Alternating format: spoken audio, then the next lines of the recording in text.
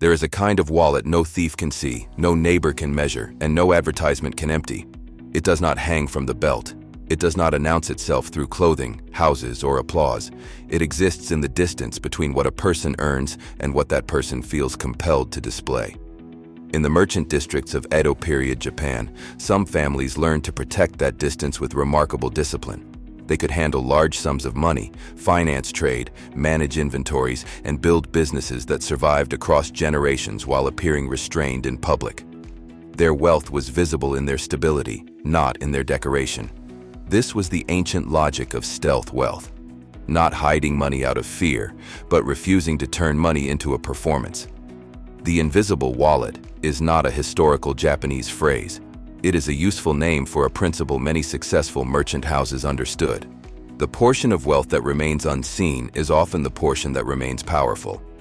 During the Edo period, merchants occupied an unusual position. In the formal social order, they were ranked below samurai, farmers, and artisans.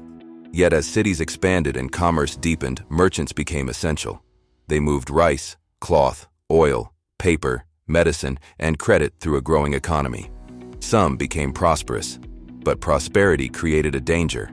A merchant who displayed too much could attract resentment, regulation, imitation, or reckless expectations from his own household.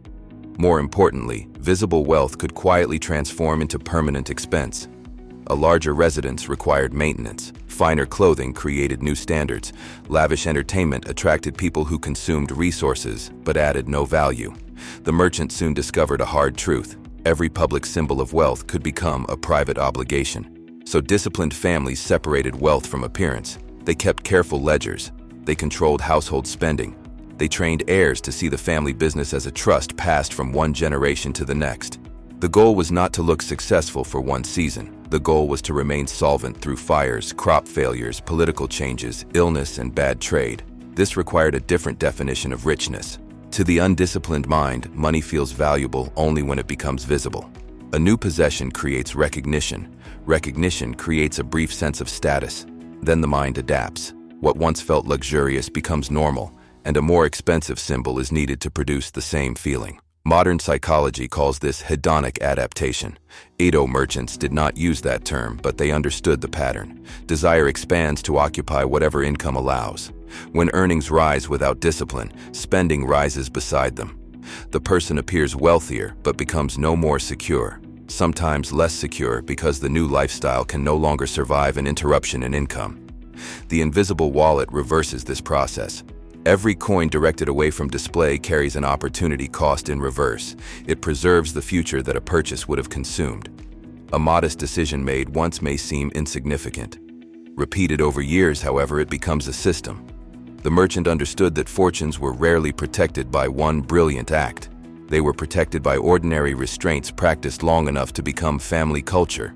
Instead of allowing every increase in income to become a visible upgrade, part of the increase is kept outside the theater of consumption. It becomes savings, business capital, productive assets, or a reserve against uncertainty. Nothing dramatic happens at first. There is no applause for an emergency fund. No crowd gathers when debt is avoided. No one admires the purchase that was never made. But over time, the unseen begins to compound. Capital creates options. Options reduce desperation. Reduced desperation improves decisions. Better decisions protect capital. This is why stealth wealth is not simply about being frugal. It is about preserving the ability to choose. A person with visible luxury, but no reserve, must keep earning at the same pace to support the appearance. A person with modest needs and hidden capital can wait, negotiate, leave a bad opportunity, or survive a difficult year. One is rich in objects. The other is rich in time. This distinction mattered to merchant families because trade was uncertain. Goods could be damaged, a debtor could fail, a journey could be delayed, a market could change. The family that consumed every profitable year as though it would continue forever was fragile.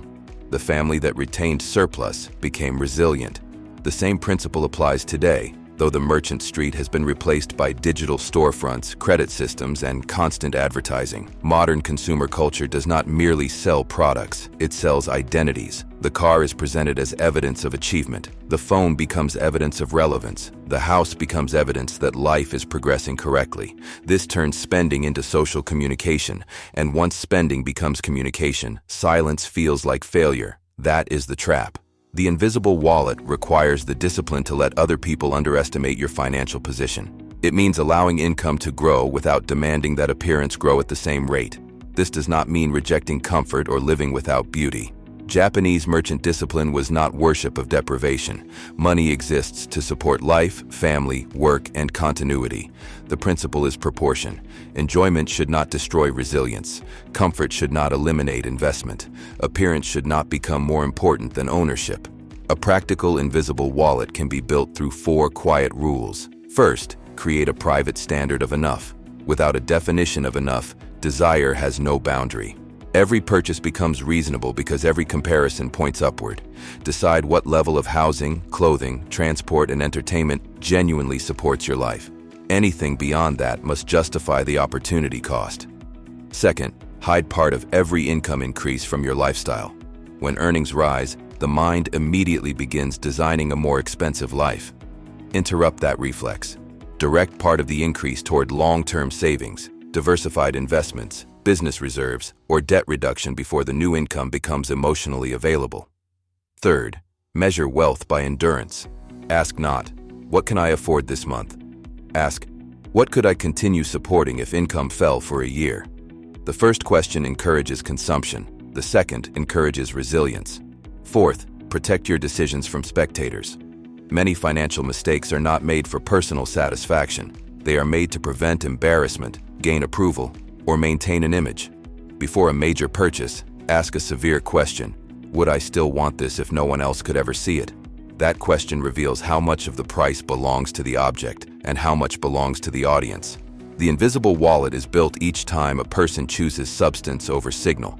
It grows when a bonus is invested instead of displayed, when a reliable item is kept instead of replaced, when a family teaches children how capital is preserved, not merely how income is spent, when patience is treated as an asset. The deepest lesson of the Edo merchants was not that wealth should remain secret. It was that wealth should remain useful. Money that exists only to be seen has already begun to disappear.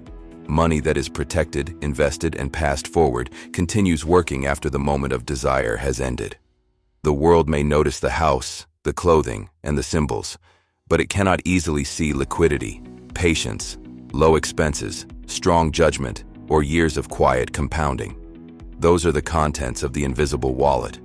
And in an economy built to make wealth visible, perhaps the greatest financial discipline is learning to become secure without needing to look secure.